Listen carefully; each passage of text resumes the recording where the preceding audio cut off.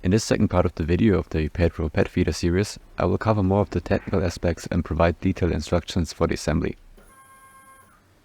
If you haven't seen the first part of the series, I recommend to go back and watch it for a better understanding of the things I mentioned. The video is divided into smaller chapters, and I will link to some timestamps so it is easier for you to find them or go back to a specific one. So let's start right away with the download kit. I try to collect as much information as possible in this download kit. In it you will find different data sheets, CAD files in various formats, a BOM file listing all the required parts, Gerber files for the PCB, and STL files and 3MF files for 3D printing along with additional media. The first step in building PEDRO is 3D printing the 11 required parts.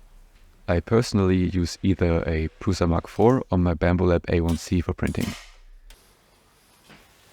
The recommended layer height is 0.2 mm and my preferred materials are the Polytera PLA or Filament PETG. As I mentioned in the first video, it's probably the best to use a food grade filament with a stainless steel nozzle for the food safety. In total, printing the 11 parts takes about 20 hours if you arrange them efficiently on the print plate, and I've also included a price calculator in the BOM file to estimate the cost of printing these parts.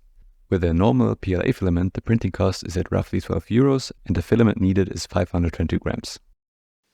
Once the 3D printing is done, the next step is preparing the electronics. First, you'll need to order the necessary components listed in a BOM file in the correct quantities.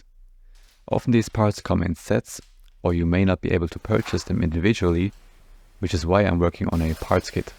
This kit includes all the non-printable parts, including a fully assembled PCBA, and it will soon be available on my Etsy shop. I will also offer just the PCBA in my shop in case you have already ordered some parts. Alternatively, you can order the PCB from an online manufacturer using the Gerber files that come with the download kit. I partnered with PCBWay for this project and I will briefly show you how to place an order with them. First you go to PCBWay.com and head to the online quote page. Type in the outline size of the PCB, which is 50 to 55 mm. All the different options can be a bit overwhelming, but most of the settings are by default the way that we need them to be. I will go with black solder mask because I think those look the best.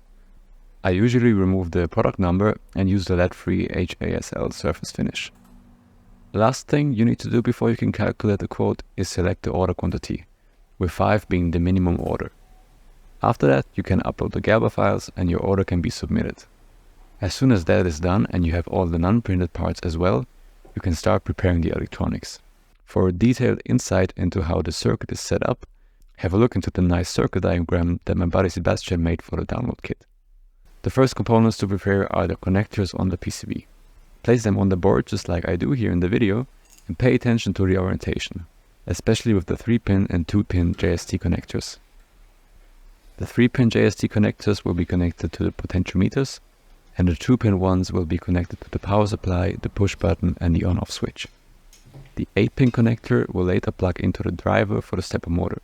You could solder all components directly to the board, that would work, but I think it is smarter to use connectors, especially if any component might be damaged during the assembly. To stabilize the power supply for the driver, a 100 microfarad capacitor is needed. This one fits in between the connectors, and for this part it is really important to connect the minus pole here with the short leg with the dedicated minus pad on the PCB. You need to flip the capacitor around 90 degrees so that the driver doesn't touch it when you put it in the socket.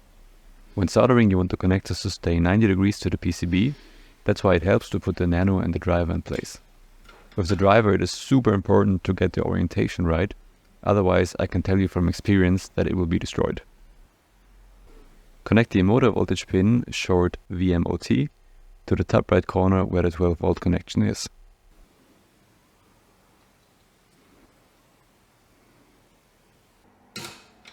And try making it more careful than me, or otherwise you will have to start again. For the actual solder step, I made a small printed rig that helps you with it. The screws on top that you can just put through the holes keep all parts in place when turning the PCB around. This STL file is also in the download kit.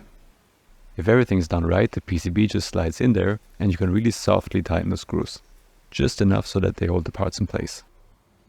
For the connectors, you can use a small coin in between, which will help holding them in place. You can now flip the rig and all parts will remain where they are. Put the tiny wings on the side of the rig into some helping hands and you can now start the solder job.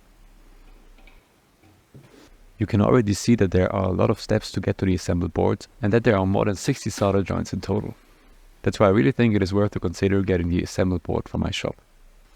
Apart from the PCB, there are a few other components that need to be prepared before the actual assembly can start. The controls like the potentiometer and the push button need to be soldered to the JST plugs. This way we can later connect them to the board. The same applies to the 12-volt power supply that powers the whole PCB. There are in total 5 plugs that go into the board. You can see them here in white. And I'm going to start with the potentiometer plug that controls the time interval. That is the left one from the camera perspective. At this step the orientation of the cables is very important. They should be put straight to the pads like I hold them here in the video. The printed potentiometer mount helps a lot at this step. This part is otherwise really hard to hold in place even with the helping hand.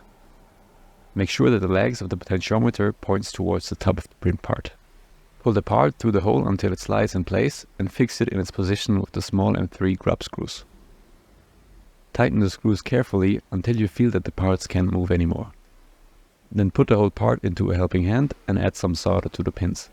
This is by far the trickiest part of the whole build, so after that everything else should come easy to you.